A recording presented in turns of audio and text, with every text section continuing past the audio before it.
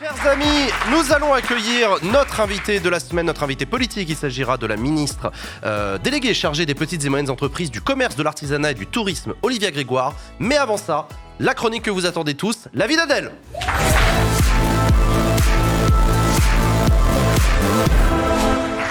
Salut Adèle. Quel public.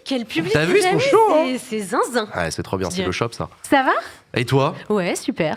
J'ai beaucoup aimé les NFT de Vincent, notamment celui de Bruno Le Maire. Ah ouais. Bon, du coup, j'ai envie de vous parler de lui. Hein. Ah.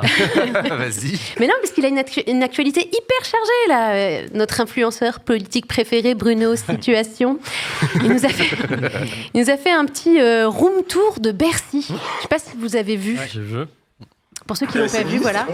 Excusez-moi, vous êtes dans combien de mètres carrés ? 200 000 mètres carrés. Vous pouvez me faire visiter ? C'est mon hôtel. Et il y a même une plateforme d'hélicoptère. Le seul qui a eu le droit, c'est Tom Cruise. C'est le dernier à l'avoir utilisé pour Mission Impossible 5 ou 6. Il est jaloux. Ouais, c'est quand même le point le plus important, que Tom Cruise ait été sur le toit du ministère de l'économie français. Donc on continue le tour jusqu'à son secrétariat et... Je donne en plus des petits médicaments aux plantes, des trucs incroyables. Il n'écoute pas. Ici, je vous écoute. Hein, Non, il écoute, mais... Il ne prend pas. Non, prends pas. Ouais, je suis d'accord, Ah, c'est vachement très bien. Et c'est grâce à elle que je suis en forme.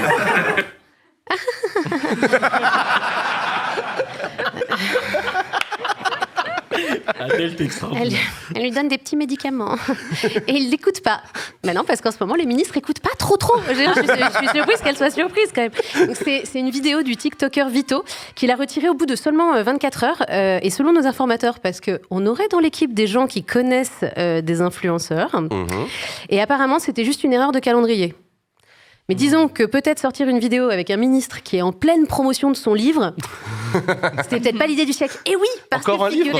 Mais oui, c'est fou. Aujourd'hui, Bruno, y a Bruno le ministre, Bruno l'influenceur, mais Bruno l'écrivain n'est jamais très loin. Quel slasher. Il sort aujourd'hui même son... Alors, il l'indique lui-même, son deuxième roman. Quelle modestie. Ah, c'est un roman ? Ouais, c'est son deuxième roman, mais c'est pas son deuxième livre, évidemment.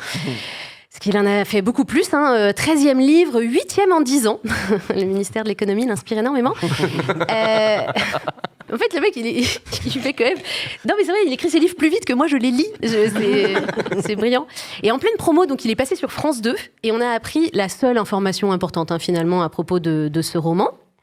Un ministre n'a pas à masquer ses inspirations érotiques dans un livre comme celui-ci aussi. Non, il y a des passages érotiques, des passages de sensualité, parce que la sensualité fait partie de notre vie. Bah oui, la sensualité, c'est la vie. Il présente ça comme une réforme. C'est ce que j'allais dire. Est-ce qu'on peut parler de sensualité avec moins de sensualité ? Quand même, je sais qu'il est ministre de l'économie, mais là, il parlait en tant qu'écrivain. Je sais pas, il aurait pu mettre un petit... Bon, bref. Mais du coup, il y a du cul dans le livre. Bah, voilà, c'est l'info importante. Merci d'avoir résumé. D'accord. C'était ce que j'avais écrit. Il y a du cul dans le livre. Très bien. Je change de sujet. Autre info. Florian Philippot. Ouais, donc je change vraiment de sujet. Bon, sans transition. Le patron du parti souverainiste d'extrême droite, les Patriotes, s'est vu refuser d'être servi dans un bar à Paris et a porté plainte. Oh non. Alors, moi déjà, je voudrais remercier le Parisien pour le choix subtil de la photo de la tête du mec refoulé. C'est quand même brillant. Ma bière. Le serveur a refusé en disant qu'il partageait pas ses opinions politiques. Et apparemment, donc, t'as pas le droit de discriminer tes clients pour des motifs politiques. T'as le droit de cracher dans leur boisson, mais t'as pas le droit de refuser de les servir. Je sais pas pourquoi il a pas fait ça. Philippot a ensuite précisé aux journalistes que c'était la première fois que ça lui arrivait. Wow. Oh, bah bien. Non mais Parce que toutes les autres fois, ils ont craché. sans doute. Ça, la réalité. Bah, il doit pas sortir souvent, Florian, parce que, je veux dire, vu son parcours politique, c'est miraculeux que ce soit la première fois que ça lui arrive. Faut pas porter plainte, faut brûler un cierge. On change de continent. Autre info, une nouvelle série est sortie hier. Alors, je suis désolée, c'est pas Los Republicanos. Oh. Ouais, vous allez être hyper déçus, ça reviendra bientôt. Pas cette semaine, on reviendra bientôt avec des Republicanos tout frais. Mais là, c'est une vraie série américaine avec du budget, niveau Netflix et tout. Attention, vous êtes prêts ?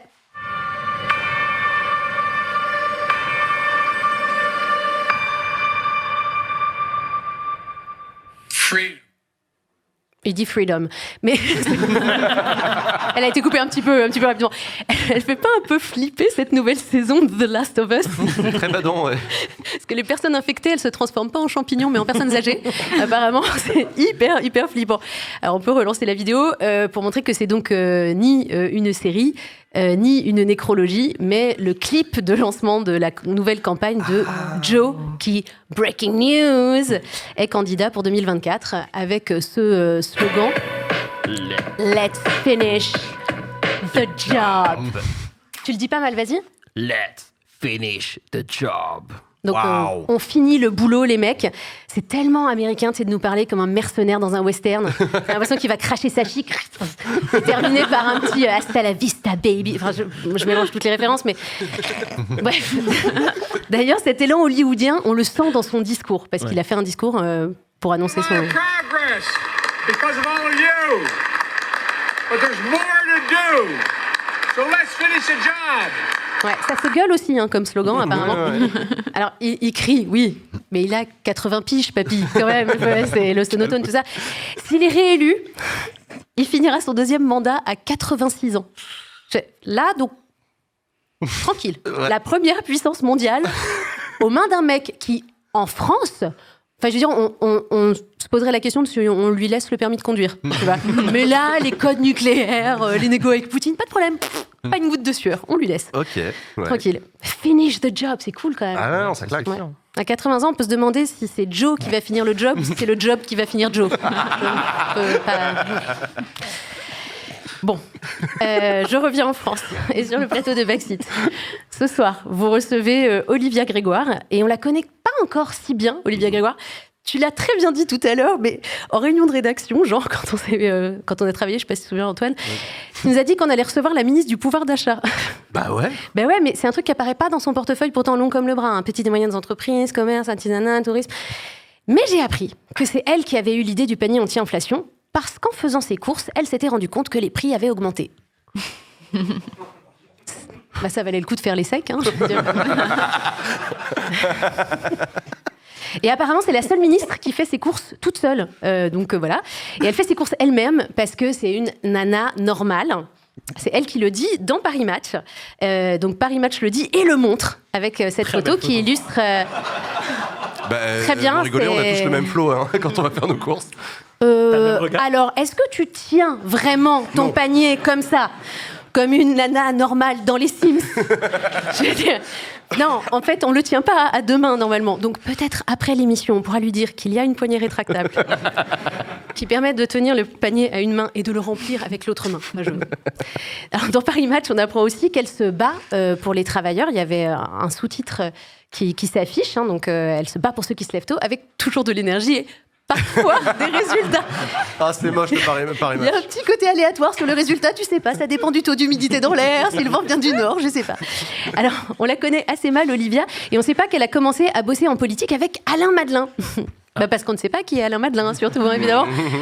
Et alors, c'est un homme politique libéral du XXe siècle, pour les plus jeunes, qui était candidat à l'élection présidentielle de 2002, avec un slogan de campagne que vous pouvez voir, qui aurait pu être le titre d'une chanson de Magic System.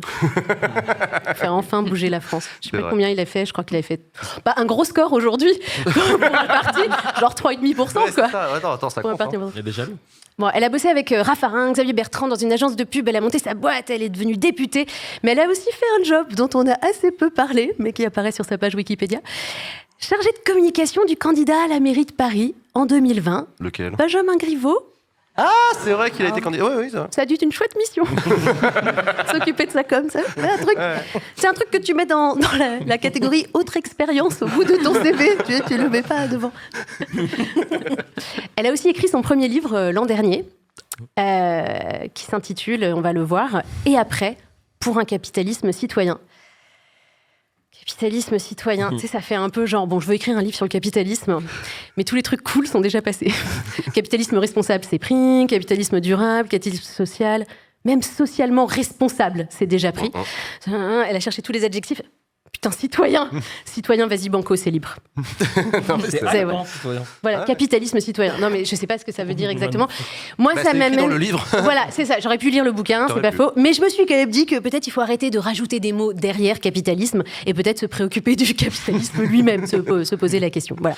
Bon, aujourd'hui, elle bosse à Bercy, dans ce grand ministère que vous connaissez désormais très bien, avec tous ses collègues ministres qu'on va voir en photo. Et ouais, ou devrais-je dire team de choc. les Avengers de l'économie française. Et genre, Olivia Grégoire, c'est une nana normale, quoi. Mon œil. Voilà, je vous laisse mener l'enquête. Merci beaucoup Adèle pour cet avis d'Adèle. Incroyable.